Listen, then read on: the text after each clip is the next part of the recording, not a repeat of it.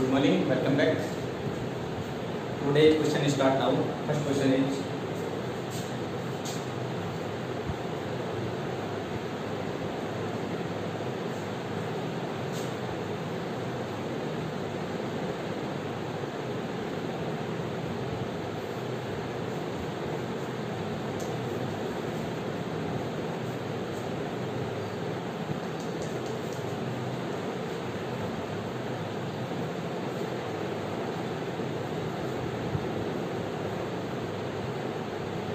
first question. PCl5 is formed, but NCl5 do not form. Why? If it cannot be formed. Why? आपको देखना है कि PCl5 का formation होता है, बट NCl5 का फॉर्मेशन नहीं होता. आंसर आपको क्या देना है? वेरी इंपॉर्टेंट क्वेश्चन बेटा है. इसका सॉल्यूशन देखें.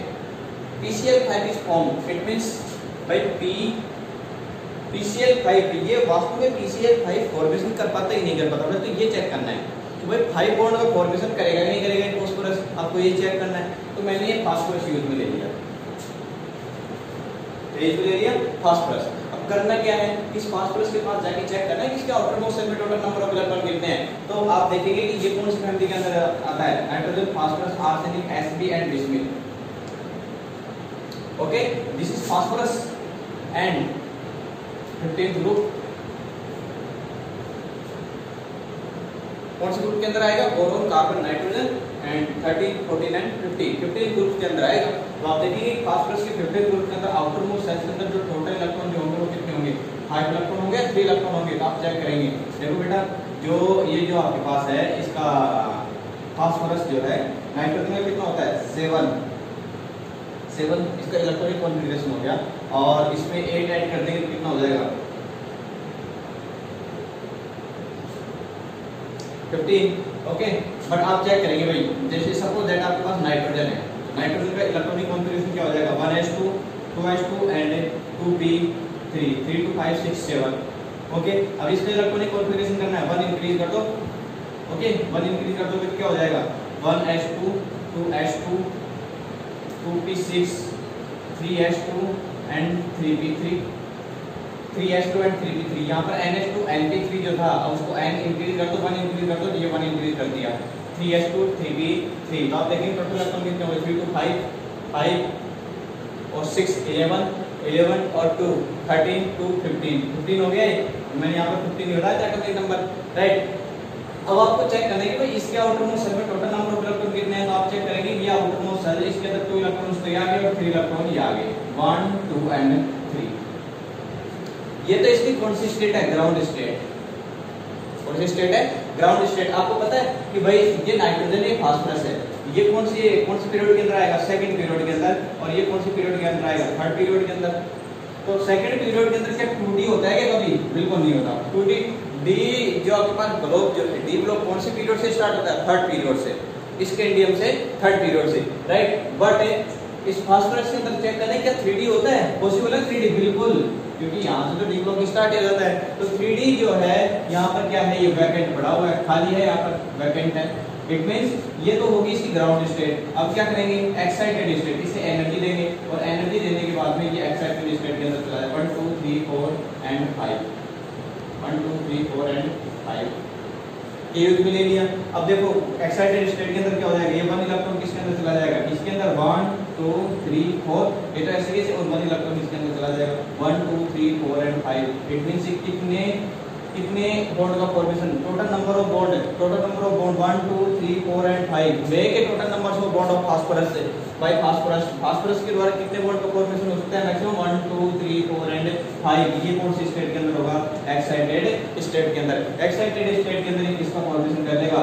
p 1 2 3 4 एंड 5 बॉन्ड का फॉर्मेशन कर लेगा. इट मींस ये फास्फोरस जो है इसके पास क्या प्रेजेंट होता है? Vacant d orbital. Vacant d d orbital, और फास्फोरस के पास वैकेंट d ऑर्बिटल होने की वजह से फास्फोरस के पास क्या प्रेजेंट होता है, वैकेंट d ऑर्बिटल, और वैकेंट d ऑर्बिटल होने की वजह से इजीली 5 बॉन्ड का फॉर्मेशन कर लेगा, और 5 बॉन्ड का फॉर्मेशन कर लेगा तो किसका फॉर्मेशन हो जाएगा, PCl5 का फॉर्मेशन हो जाएगा।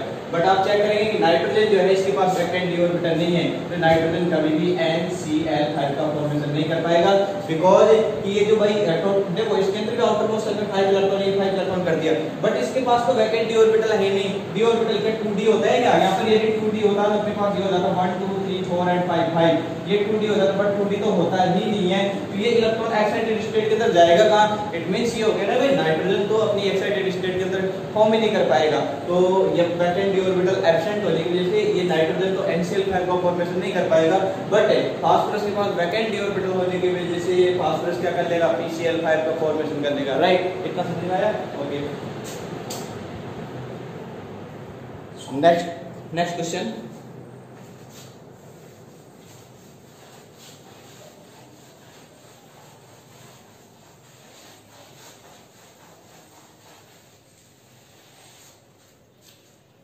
Question number second,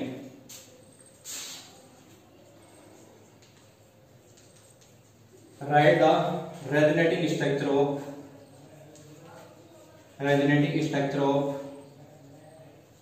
N2O5, write the resonating structure of N2O5, आपको डाई नाइट्रोजन पेंटाऑक्साइड की रेजोनेटिंग स्ट्रक्चर बतानी है, ओके।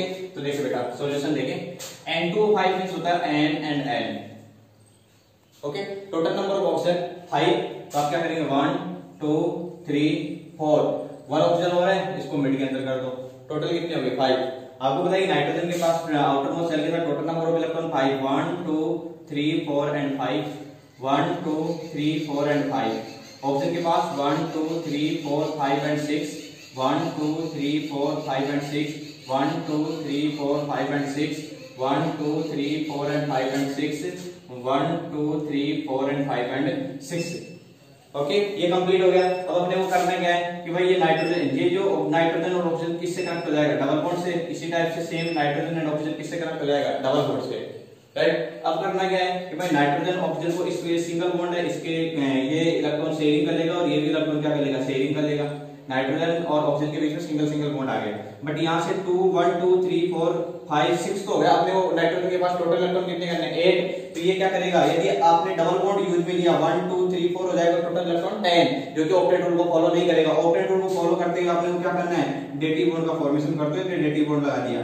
तो डेटिव बॉन्ड लगाते ही देखो 1 2 3 4 5 6 7 8, it means nitrogen octet rule को फॉलो कर रहा है, और जब ऑक्टेट रूल को फॉलो करेगा तो ये स्ट्रक्चर बिल्कुल राइट हो जाएगी, तो यहाँ पर कौन सा बॉन्ड आएगा, डेटिव बॉन्ड, सेम इसके अंदर भी क्या जाएगा, डेटिव बॉन्ड आ जाएगा, ये आ गया। अब अपने को क्या करना है, इस डेटिव बॉन्ड को किसके अंदर कन्वर्ट कर दो, सिंगल बॉन्ड के अंदर, जब ये इलेक्ट्रॉन डोनेट कर रहा है इसके ऊपर कौन सा चार्ज जाएगा, पॉजिटिव, ये इलेक्ट्रॉन एक्सेप्ट कर रहा है इसके ऊपर कौन सा चार्ज जाएगा, नेगेटिव, तो इस डेटिव बॉन्ड को किसके अंदर कन्वर्ट कर दें, सिंगल बॉन्ड के अंदर कन्वर्ट कर दें, तो सिंगल बॉन्ड के अंदर मैंने क्या कर दिया, इसको कन्वर्ट, राइट। आगे देखें, ये डेटिव बॉन्ड है, इसने अपने इलेक्ट्रॉन डोनेट किया तो पॉजिटिव, इसने इलेक्ट्रॉन एक्सेप्ट किया तो ये क्या करते हैं, इसको नेगेटिव, तो ये नेगेटिव कर दिया, इसको डेटिव बॉन्ड को किसके अंदर कन्वर्ट कर दें, सिंगल बॉन्ड के अंदर, किसके अंदर कन्वर्ट करते हैं, सिंगल बॉन्ड के अंदर। अब रेजोनेटिंग स्ट्रक्चर है, किसका फॉर्मेशन करना है, रेजोनेटिंग स्ट्रक्चर का, किसके लिए, N2O5 के लिए, ओके। तो देखो भाई negative make a double bond and double bond back bond, ये break down of bonds and make a negative charge on oxygen atoms.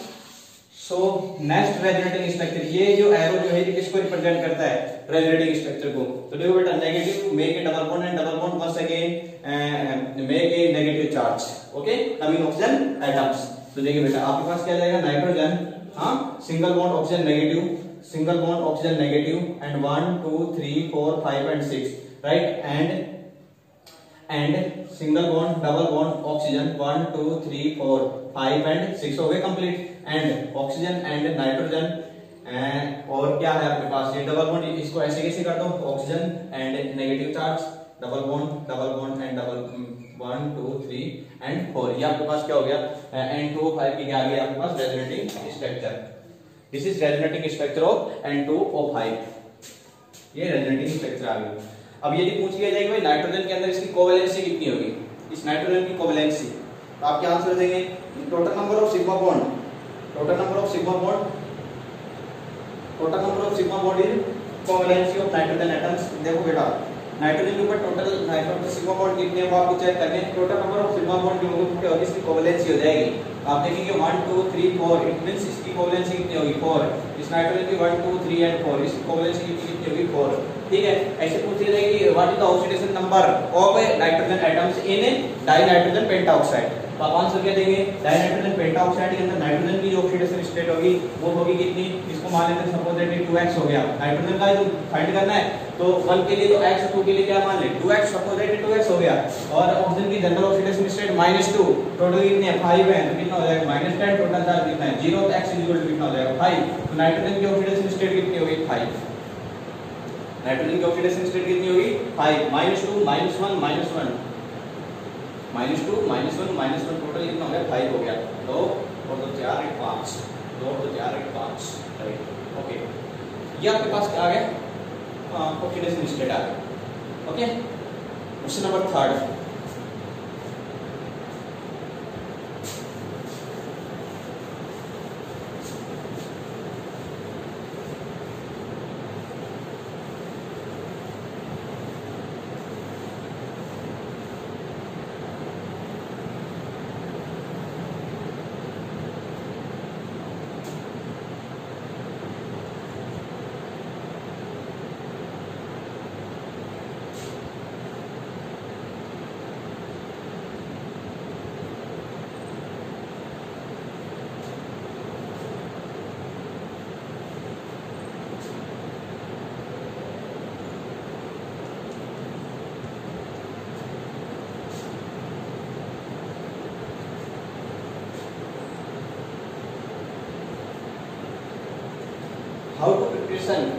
how to prepare of HNO3, how to formation prepare या फिर formation, how to formation of HNO3 in industrial method। industrial method में आप HNO3 का कैसे formation कर पाएंगे, क्या आपको आंसर देना है। तो आपको मैंने बता रखा है कि भाई HNO3 को इंडस्ट्रियल मेथड के लिए चाहिए, तो कौन सा मेथड यूज में लेंगे, इंडस्ट्रियल मेथड के लिए, नॉट लेबोरेटरी मेथड।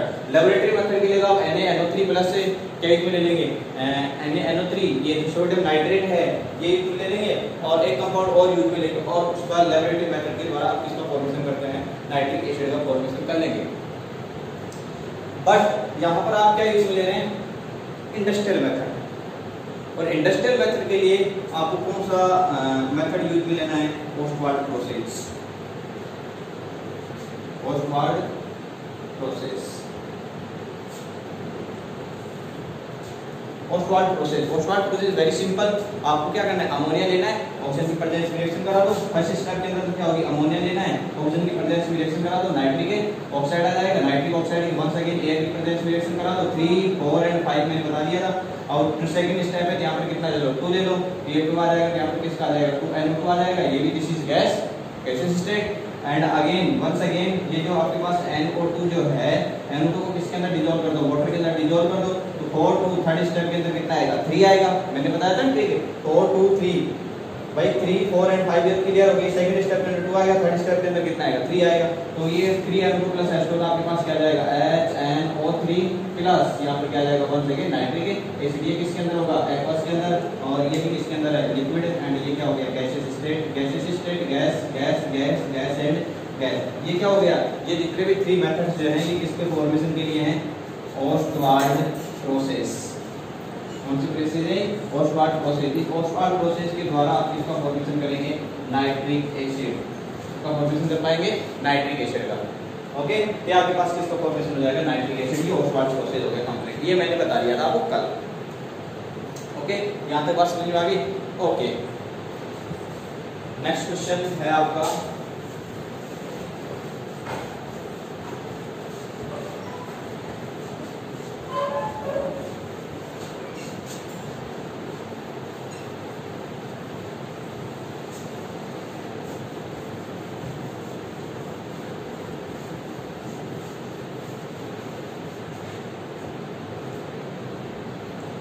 आगे देखें। ये ओस्टवार्ड प्रोसेस कंप्लीट हो गया था। अब मैं एक चीज और बता रहा हूँ कि भाई एसिडिटी को रिप्रेजेंट करने के लिए HNO3, अब मैं स्टार्ट कर रहा हूँ टॉपिक, न्यू टॉपिक। ये 3 क्वेश्चन थे, इंपॉर्टेंट क्वेश्चन है। अब एसिडिटी के अंदर देखेंगे HNO3 की एसिडिटी। अब होता है this is nitric acid HNO3, और HNO3 के अंदर अब एसिडिटी चेक करना है। एसिडिटी के लिए आप क्या करेंगे, एसिड की चेक करने के लिए उससे पहले हम इसके प्रॉपर्टी चेक करेंगे। भाई नाइट्रिक एसिड की प्रॉपर्टी चेक कर लेते हैं। प्रॉपर्टीज, नाइट्रिक एसिड क्या होता है? कलरलेस होगा, ये एसिड फॉर्म के अंदर होगा because HNO3 donate H positive ions, okay, and convert to nitrite ions. देखो HNO3, H single bond oxygen and double bond O and negative bond O, this is nitric acid, this is nitric acid. अब इस nitric acid के अंदर यदि resonating structure check करें, सबसे पहले तो सपोज दैट मैं क्या कर देता हूं, इस नाइट्रिक एसिड के अंदर ही रेजोनेटिंग स्ट्रक्चर चेक करनी है, फिर आपको नाइट्राइट आयन के अंदर चेक करनी है। तो पहले इसके अंदर चेक कर लें। मैं क्या करता हूं, इस नेगेटिव बॉन्ड को किसके अंदर कन्वर्ट कर दूं? सिंगल बॉन्ड के अंदर। तो ये इलेक्ट्रॉन डोनेट कर रहा है, जिसमें पॉजिटिव चार्ज, ये इलेक्ट्रॉन एक्सेप्ट करेगा, नेगेटिव चार्ज में कन्वर्ट हो जाएगा किसके अंदर? सिंगल बॉन्ड के अंदर, right. And negative make a double bond and double bond come in oxygen atom negative charge. तो क्या आ जाएगा आपके पास? कौन सी रेजोनेटिंग स्ट्रक्चर आ जाएगी? HO single bond and single bond oxygen and negative charge, single bond oxygen and negative charge and double bond and oxygen, nitrogen double bond and oxygen. ये आपके पास क्या आ गई? रेजोनेटिंग स्ट्रक्चर किसकी? Nitric acid, resonating structure of nitric acid. अब मैं क्या कर रहा हूँ, यहाँ से नाइट्रिक एसिड में से मैंने हाइड्रोजन रिमूव कर रहा हूँ। जैसे आप HNO3 में से 1 हाइड्रोजन रिमूव कर दो, कर दिया। HNO3, this is HNO3 nitric acid, 1 hydrogen remove from nitric acid, then it form NO3 negative ions, nitrite ion, nitrite ite, okay, because nitrogen जो है अपनी कौन सी स्टेट के अंदर है? हाई ऑक्सीडेशन स्टेट के अंदर है, +5 के अंदर है, ओके। बिकॉज देखो निकालना कैसे है? x minus 3 2 6 is equal to total charge कितना है? -1। तो x इज इक्वल टू कितना हो जाएगा? -1 + 6 इज इक्वल टू कितना आ जाएगा? 5। तो x की वैल्यू कितनी आ गई? 5 आ गई। इट मींस नाइट्रोजन की जो ऑक्सीडेशन स्टेट होगी वो कितनी हो जाएगी? 5 हो जाएगी। यहां तक क्लियर है आपके? ओके। अब नाइट्रेट आयन की आपको क्या स्ट्रक्चर बनानी है? तो देखिए nitrogen, okay, 3 oxygen, 1 oxygen, 2 oxygen and 3 oxygen, okay. अब नाइट्रोजन जो है इसके 3 ऑक्सीजन जो है मैंने ये कर दिया single bond and single bond.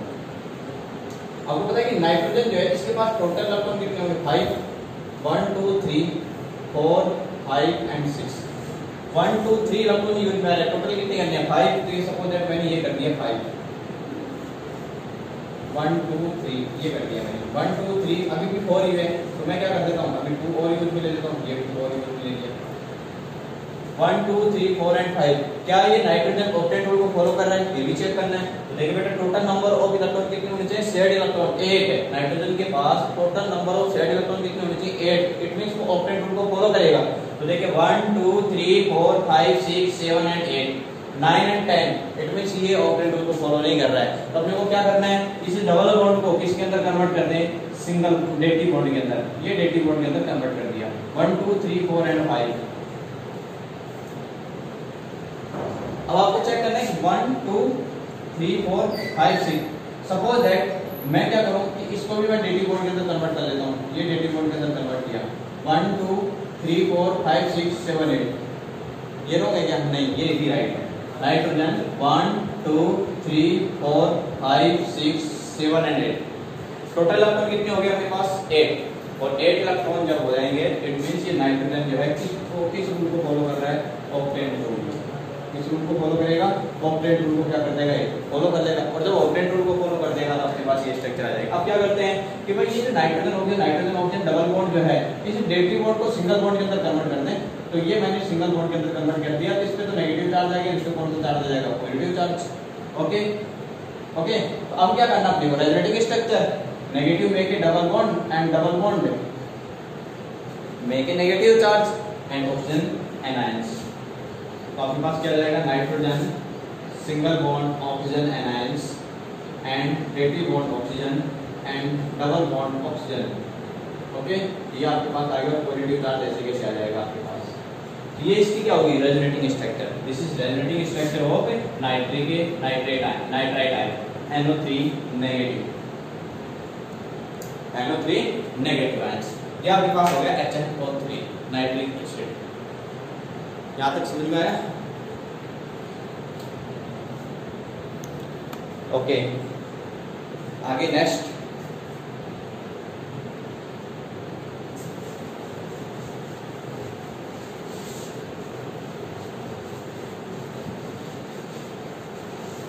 देखो एक बात और बताता हूँ, ये जो नाइट्रिक एसिड जो है ये HNO3 नाइट्रिक एसिड जो है, जैसे आप नाइट्रिक एसिड को वाटर के अंदर डिजोल्व करेंगे तो ये क्या हो जाएगा, डिजोल्व इजीली हो जाएगा, बिकॉज 2 लेवल पर प्रेजेंट और oxygen atoms and due to hydrogen ion, so then make a H3O positive.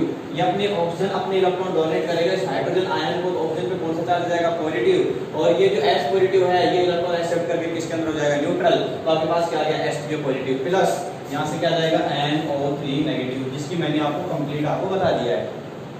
Okay, ये आपके पास आ गया नाइट्राइट आयन।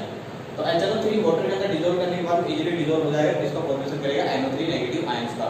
और देखें आपके पास जैसे प्लेटिनम है, एल्यूमिनियम है ना, प्लेटिनम है, गोल्ड है, Au गोल्ड, प्लेटिनम गोल्ड, ये नाइट्रिक एसिड जो है, ये नाइट्रिक एसिड जो है प्लेटिनम और गोल्ड का क्या नहीं कर पाता, ऑक्सीडेशन नहीं कर पाता। क्यों? बिकॉज दिस इज द इसको बोला जाता है कि भाई ये प्लेटिनम और जो गोल्ड होते हैं जो नाइट्रिक एसिड के साथ रिएक्ट नहीं कर पाते, एसिड के साथ रिएक्ट नहीं कर पाते। बट कॉपर है, जिंक है, इनको यदि छोड़ दिया जाए ना, प्लेटिनम आयन गोल्ड वगैरह जितने भी मेटल्स होती हैं, इनको छापा मेटल जिसे बोलते हैं, इनको छोड़ दिया जाए, बाकी जितने भी मेटल्स होती हैं जो HNO3 it means nitric acid as a oxidising agent है, तो ये जितने भी मेटल्स होते हैं डी ब्लॉक की, बाकी जितने भी मेटल्स होंगी वो क्या हो जाएंगी, ऑक्सीडाइज हो जाएंगी।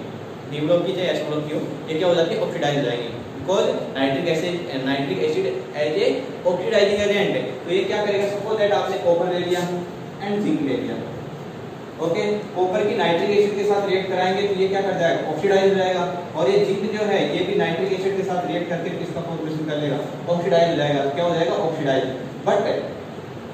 बट ये जो आप नाइट्रिक एसिड जो यूज में ले रहे हैं ये डिफरेंट नाइट्रिक एसिड है, डाइल्यूट भी होता है और कंसंट्रेट भी होगा। इसके अंदर क्या HNO3 डाइल्यूट होगा और क्या होगा, कंसंट्रेट भी होगा। और इन दोनों की रिएक्शन जो है, इन 4 यहाँ पर कितने टोटल रिएक्शन कितनी होगी, 4 रिएक्शन। और 4 रिएक्शन के अंदर जो आपके पास जो नाइट्रिक एसिड आएगा, किसी के अंदर NO2 आएगा, किसी के अंदर NO2 आएगा, किसी के अंदर N2 आएगा। इस टाइप से किसका फॉर्मेशन होगा जो कि आपको नेक्स्ट डे बताऊंगा। आज के लिए इतना रखते हैं। तो याद रखना है कि कॉपर और जिंक जो है नाइट्रिक एसिड के साथ इजीली रिएक्ट कर जाती हैं और ऑक्सीडाइज हो जाती हैं, और जैसे ही ऑक्सीडेशन हो जाएगा उसका तो किसका फॉर्मेशन करेगा, नाइट्रिक एसिड का, नाइट्रोजन डाइऑक्साइड का, या फिर NO2 नाइट्रोजन डाइऑक्साइड और नाइट्रस ऑक्साइड, नाइट्रोजन मोनोऑक्साइड। इस टाइप के 4 टाइप्स के आपके पास प्रोडक्ट का फॉर्मेशन होगा जो कि नेक्स्ट डे बताऊंगा। और ये वेरी इंपॉर्टेंट है exam point of base, NEET IIT के लिए भी और RBC के लिए भी, CBSE के लिए भी, जो कल जो रिएक्शन आएंगे जो भी मैंने बताया। ओके लिए थैंक यू, आज के लिए थैंक यू बेटा।